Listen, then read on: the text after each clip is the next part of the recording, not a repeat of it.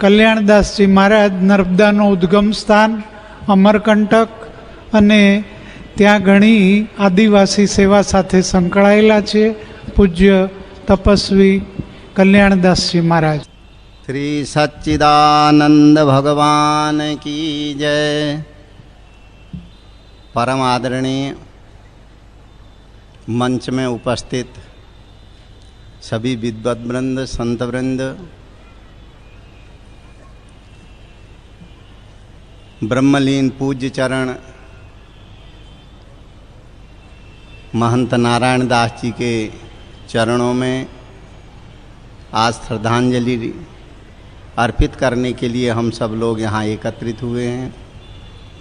महाराज का व्यक्तित्व अथाह था, अनंत था. जैसे हमारे अभी पूज्य देव प्रसाद जी महाराज ने कहा, महाराज जी का जीवन हम जिस कोने से भी देखें, जिस तरफ से भी देखें, उनके जिस कर्म का भी हम चिंतन करें तो हमें वहाँ पर साधुता नजर आती है.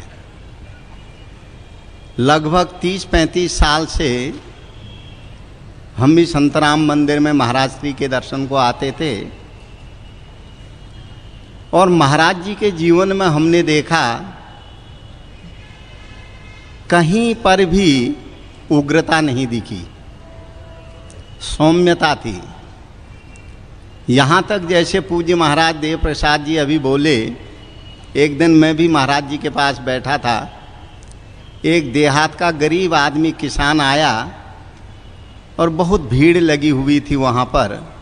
सीधे महाराज जी के चरणों में उसने नमस्कार किया और लोग हटा रहे थे कि अभी महाराज जी के पास बहुत भीड़ है, तुम यहाँ से चले जाओ. सभी लोगों को कह रहे थे व्यवस्था के लिए. वह कहने लगा, महाराज जी से मेरे को एक ज़रूर बात करनी है, ज़रूरी बात करनी है. तो महाराज जी के कान में ये बात पड़ी तो जितने भी सेवक लोग थे उनसे कहने लगे इसको आने दो. वह महाराज जी के नज़दीक गया और मैंने भी सोचा शायद ये कोई बहुत बड़ी बात पूछ रहा हो. तो कहने लगा, महाराज मेरा बैल खो गया, वो कब मिलेगा मेरे को. तो मैंने महाराज जी के नेत्रों की ओर देखा. महाराज जी के नेत्रों में जो है आंसू भर आए. उसकी दीनता देख करके कहने लगे, महाराज जी की कृपा से जाओ, महाराज जी की समाधि में दर्शन करो, उनकी कृपा से तुम्हारा बैल लौट आएगा.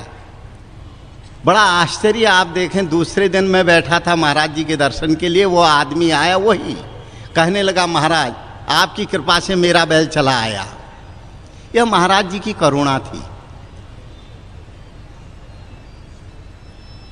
मानस की पंक्तियों में हम पढ़ते हैं कि संतों का चरित्र कैसा होता है. वैसे हमारे विद्वानों ने शास्त्रीय प्रमाणों के अनुसार संत के चरित्रों की बड़ी विस्तृत व्याख्याएं की और पूज्य ब्रह्मलीन स्वामी जी महाराज उसी कोटि के संतों में थे. मानस में एक आधा श्लोक है, सबहि मान प्रिय आप अमानी.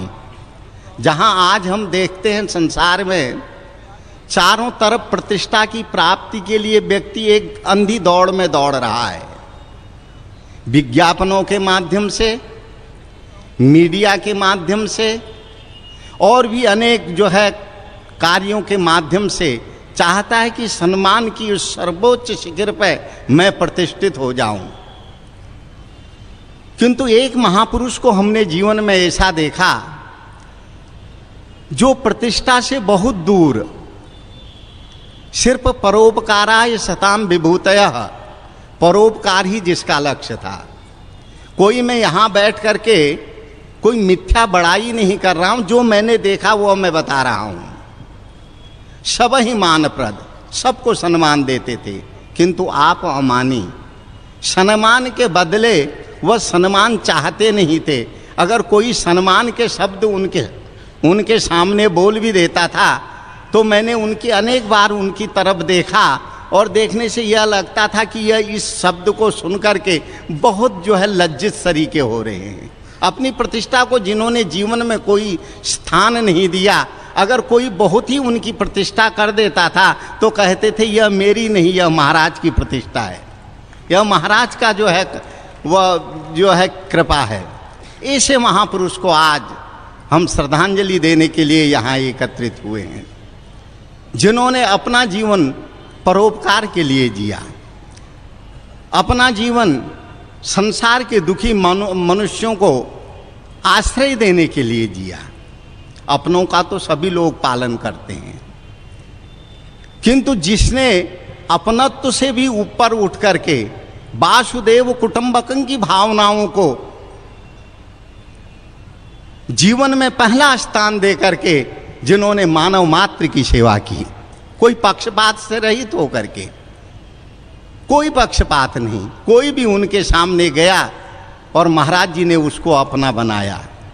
हम भी आश्चर्य करते हैं, जब पहले बार हम यहाँ पे आए थे उस समय नर्मदा जी के तट पर हम भ्रमण कर रहे थे। मैंने माँ नर्मदा से प्रार्थना की कि माँ किसी ऐसे संत को मिलाओ जिसके दर्शन करने से कुछ सुनने को मिले।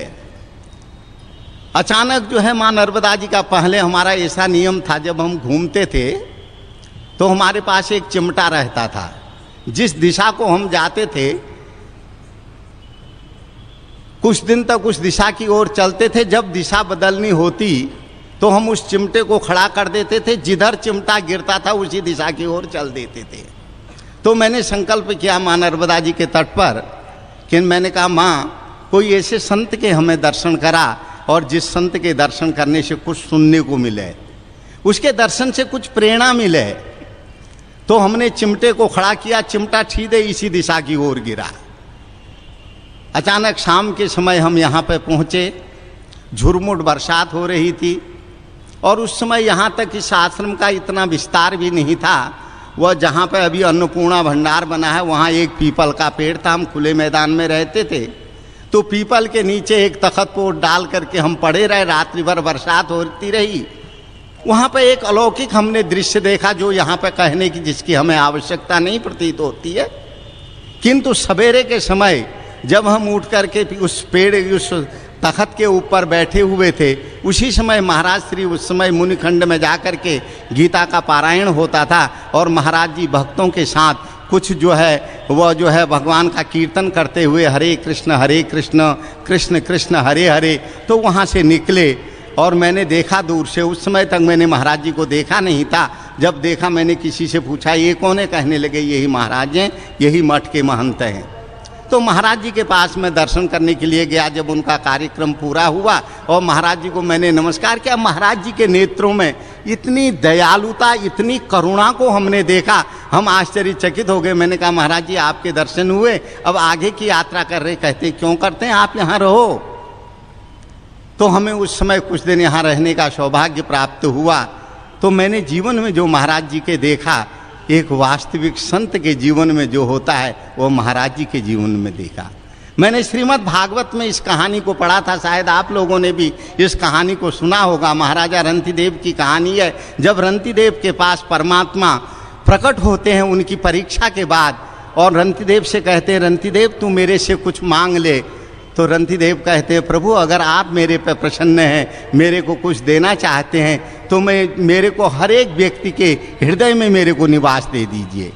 तो किसी ने रंतिदेव से पूछा, कहने लगे आप हर एक व्यक्ति के हृदय में निवास क्यों चाहते हैं? कहते हैं संसार का हर प्राणी दुखी है। रंतिदेव ने कहा संसार का हर प्राणी दुखी है और दुख का हेतु उसकी अज्ञानता है, अल्पज्ञता है और परमात्मा की जो माया है वो है। मैं चाहता हूं कि हर एक प्राणी के हृदय में निवास करूं तो जो उसका दुख है वह मेरे अंदर आ जाए, वह सुखी हो जाए। यह महाराजा रंतिदेव की भावनाओं को मैंने महाराज जी के जीवन में देखा। ऐसे महापुरुष जहां भी पैदा होते हैं, जिस जगह भी पैदा होते हैं, जहां पर भी रहते हैं, वह भूमि धन्य हो जाती है। कुलम पवित्रम जननी कृतार्था वसुंधरा पुण्यवती च तेन। इसीलिए तो एक कवि ने कहा आग लगी आकाश में झरझर परे अंगार, जो नहीं सोते संत तो जर मरता संसार। अनेक बार हम लोगों ने इस चीज को देखा, जब भी देश में अनेक तरह की बीबीसी यानी जो है अनेक तरह के आंदोलन हुए, उग्रता हुई, किंतु यह नडियाद शांत इसलिए रहा संत महाराज श्री की अनुकंपा से। महाराज जी का जो संदेश यहाँ से बाहर जाता था और नडियाद की जनता ने सिर आंखों पर लगा करके उसका पालन किया। किसी एक समूह की जनता नहीं, संपूर्ण नडियाद की जनता ने महाराज जी के व्यक्तित्व को स्वीकार किया। ऐसे महापुरुष के इस श्रद्धांजलि समारोह में जो हम उनके प्रति जो अपनी भावना श्रद्धांजलि अर्पित कर रहे हैं, यह सिर्फ अपने मन को, अपने हृदय को पवित्र करने के लिए कर रहे हैं। वह तो महान हैं, महान जो है जिन्होंने जो है अपने कर्म से, अपनी जो है दूरदर्शिता से, अपनी साधुता से स्वतः ही परमात्मा के जो नज़दीक पहुंच चुके हैं। सिर्फ हम अपनी शांति के लिए वह महापुरुष को श्रद्धांजलि अर्पित कर रहे हैं। आप लोगों का सौभाग्य है ऐसे महापुरुषों की सान्निध्यता में आप लोग रहे। नरसिंह मेहता ने एक बात बड़ी सुंदर कही है, वैष्णव जन तो तैणों कहिए जो पीर पराई जाने रे। अरे भैया, वैष्णव तो वही है जो दूसरों की पीड़ को जाने। अपनी पीड़ से तो सारा संसार रोता है, पर जो दूसरों के दुख से रोने लग जाए वही वैष्णव होता है, वही भगवान को प्रिय होता है। पूज्य नारायण दास जी महाराज ऐसे ही महापुरुष थे और उनके विषय में जैसे हमारे पूज्य अविचल दास जी महाराज ने कहा, महाराज जी का जीवन इतना विशाल है जिसको हम अगर कहते रहें तो इतना कहते रहेंगे, 2-4 मिनट उसके लिए कुछ भी नहीं होते। किंतु एक बात है, उनका जीवन संपूर्ण संत का जीवन था, संपूर्ण परमात्मा के प्रति समर्पित जीवन था। और यानी जो है संसार के दुखी लोगों के जो है दुख से द्रवित होने वाले संत थे। ऐसे संतों के चरणों में वंदना करने से मनुष्य का मन और मस्तक शांत होता है। हम पूज्य महाराज ब्रह्मलीन महाराज नारायण दास जी के चरणों में श्रद्धांजलि अर्पित करते हैं। साथ ही साथ यह संतराम मंदिर की जो परंपरा है, जैसे हमारे संतों ने अभी कहा है, यह संतराम महाराज जी की परंपरा एक तपस्वी की परंपरा है, एक योगी की परंपरा है। जहाँ संकल्प सत्य होता है, जहाँ पे क्रिया सत्य होती है, वह संस्था हमेशा जो है जन जन को दिव्य संदेश देते रहती है। तो महाराज जी के बाद जो अभी पूज्य महंत रामदास जी महाराज आए हैं, वो भी जो है व्यक्तित्व के महान हैं और जो है उनका भी जो है संतों के प्रति बड़ा अनुराग, समाज के प्रति उनकी भी मैंने तो अनेक बार हमारे कल्याण सेवाश्रम ट्रस्ट के वह सदस्य भी हैं और उनके हमने विचारों को अनेक बार अमरकंटक में भी सुना और यदा कदा भी सुनते रहते थे। जो उनके विचार हैं, उनके विचार में समाज के प्रति एक टसक है और समाज के कल्याण के लिए, समाज के सर्वांगीण विकास के लिए, सांस्कृतिक मूल्यों की सुरक्षा के लिए, राष्ट्रीयता के लिए जो उनके समर्पण भाव हैं, वह एक जो है समाज को सुंदर दिशा देंगे। इन्हीं भावनाओं के साथ अपनी बात की पुष्पांजलि पूज्य ब्रह्मलीन महंत नारायण दास जी महाराज जी के चरणों में समर्पित करते हुए और जो है आप सब लोगों